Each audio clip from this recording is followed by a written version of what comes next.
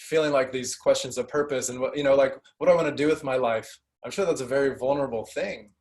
But does anybody relate to some of her questions? Like you're still trying to find the thing, right?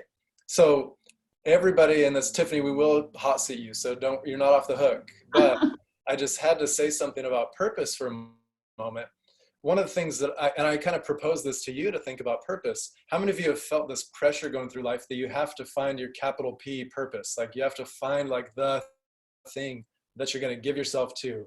And until you found that, it's like once you find that, then it's like everything's supposed to just magically work out and you're fulfilled, you're perfect, and you just kind of coast through the rest of life in your purpose lane. Has it ever worked out that way for any human?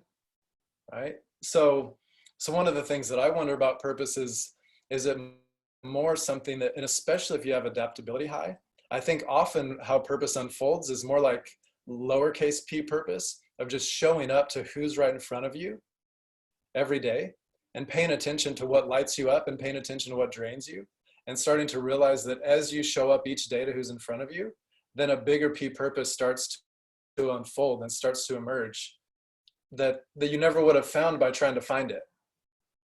I don't know if does that mean anything to anybody in this room? Yeah. So Cindy, I think you're on an amazing track. I think you're asking the right questions and you're noticing the right things. And I'm really glad you're here with us in this room.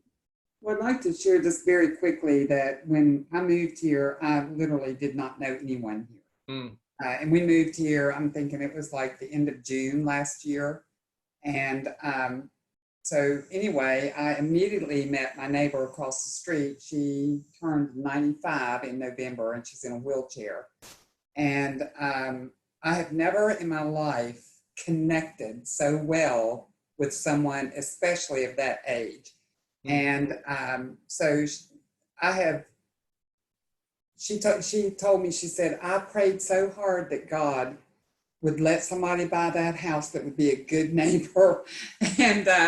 And so I'm engaged with her quite a bit. And I can see, I feel like I've met a need in her, because even though she's in a wheelchair, I think she was kind of being treated like that her life was already over. So just simple little things like her flower beds and getting her outside more often and just visiting with her. And but she too has been a blessing to me.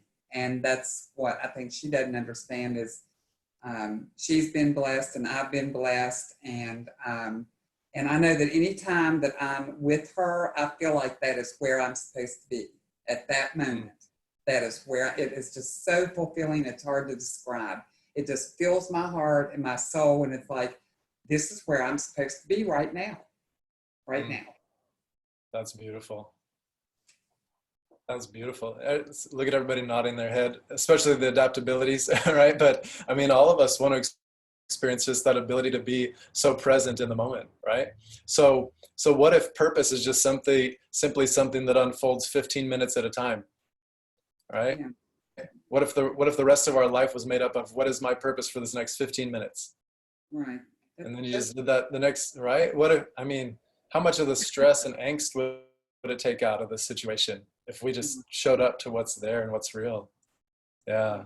Cindy, thank you for sharing all that. And that's a beautiful relationship that you've shown up to.